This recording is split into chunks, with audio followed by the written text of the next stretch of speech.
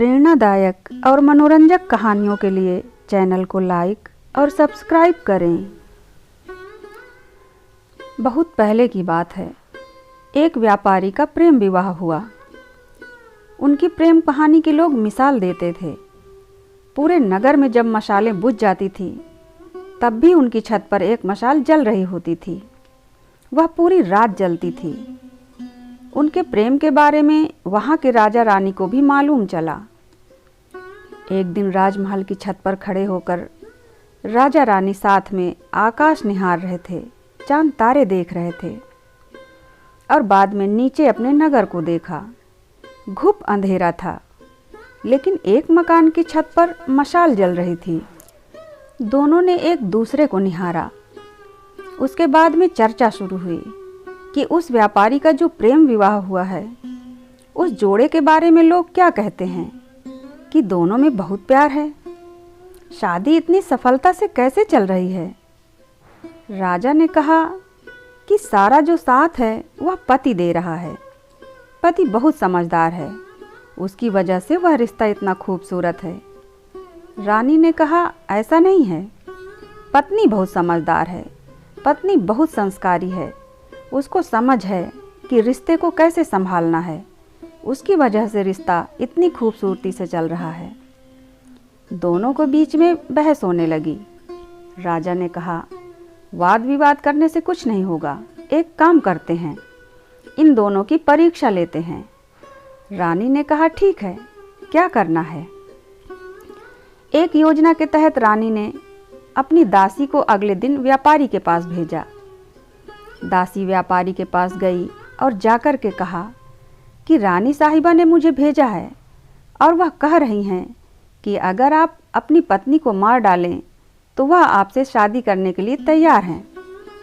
वह आप पर मोहित हो गई हैं।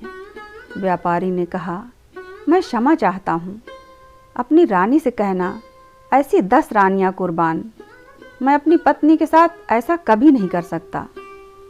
अब बारी राजा की थी। उस व्यापारी की पत्नी को राजा ने एक नौकर के हाथ संदेश भिजवाया। नौकर ने जाकर के उस व्यापारी की पत्नी को कहा कि राजा साहब कह रहे हैं कि अगर आप अपने पति की हत्या कर दें तो राजा साहब आपसे विवाह कर लेंगे और आपको हमारे राज्य की रानी घोषित कर देंगे। व्यापारी की पत्नी ने उससे कहा कि मुझे मंजूर है। आज रात 2 से 3 बजे के बीच हमारे घर की छत पर जो मशाल जलती रहती है वह बुझ जाएगी, और जब वह बुझ जाए तो समझ जाइएगा कि मैंने अपने पति की हत्या कर दी है। नौकर यह संदेश लेकर दौड़ करके राजमहल में राजा को बताया कि उस व्यापारी की पत्नी ने आपका प्रस्ताव स्वीकार कर लिया है। आज रात में वह अपने पति की हत्या कर देगी।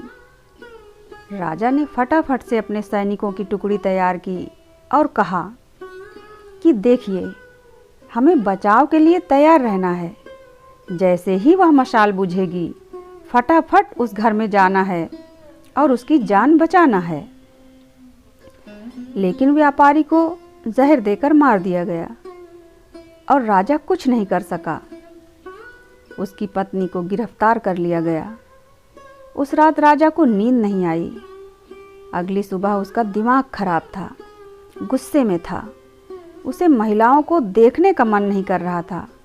उसे नारी जाति से नफरत हो गई। राजा ने अपने मंत्री से कहा, हमारे नगर में जितनी भी महिलाएं हैं, सबके गले कटवा दो, सबको फांसी पर लटका दो। यह मेरा आदेश है और आपको मानना ही होगा। इसके बाद राजा घोड़े पर सवार होकर जंगल की तरफ निकल गया। यहाँ मंत्री के होश उड़ गए। मंत्री अपने पिता के पास गया और पूरी बात बताई। उस मंत्री के पिता ने कहा कि एक काम करो, सबसे पहले तो तुम छिप जाओ, क्योंकि राजा आएगा तो गुस्सा तुम पर निकालेगा। उससे मैं बात कर लूँगा, तुम परेशान मत होना। जब शाम को राजा वापस आया और देखा कि उसके नगर में वैसे ही महिलाएं घूम रही हैं, उसने राजमहल में मंत्री को ढूंढा। नहीं मिला तो उसके घर जाकर के पूछा तो मालूम चला कि मंत्री वहाँ भी नहीं था। वह मंत्री के पिता के पास गया। मंत्री के बूढ़े पिता ने राजा से कहा कि मुझे मालूम है आप क्यों परेशान हैं। आपके एक फैसले की वजह से एक व्यक्ति की जान चली गई। वह धोखेबाजी वाला रिश्ता निकला है। इस बात ने आपको अंदर ही अंदर इतना परेशान कर दिया कि आप सभी नारियों को खत्म करना चाहते हैं। लेकिन राजा साहब, आपका आदेश माना जाए उससे पहले मेरी छोटी सी बात सुन लीजिए, आगे आपको सब समझ में आ जाएगा।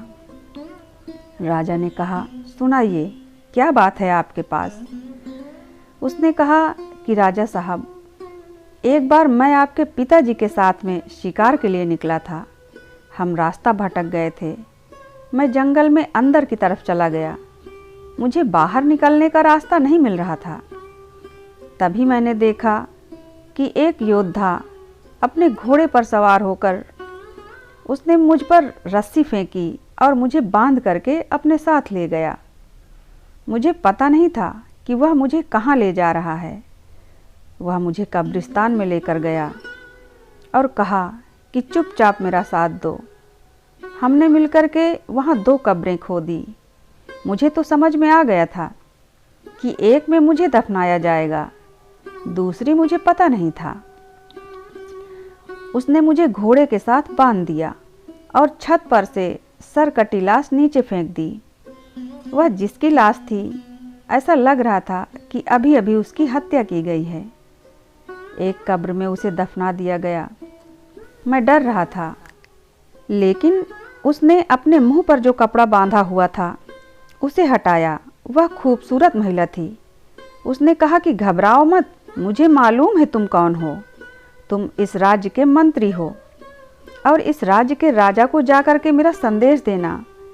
उनके एक राजकुमार ने मेरी हंसती खेलती जिंदगी को बर्बाद कर दिया।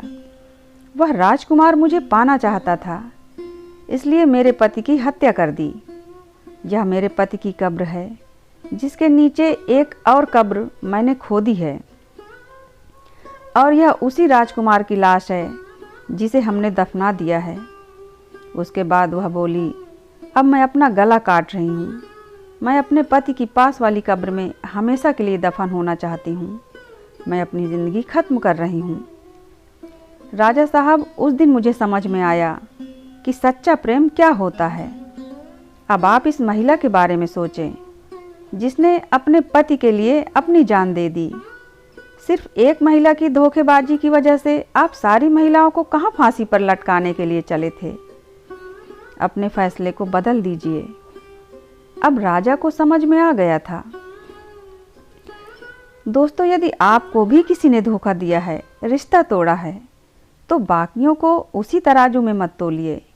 जिंदगी में हमेशा याद रखिए कि अगर बुरे लोग इस दुनिया में हैं, तो अच्छे लोग भी इस दुनिया में हैं। धन्यवाद।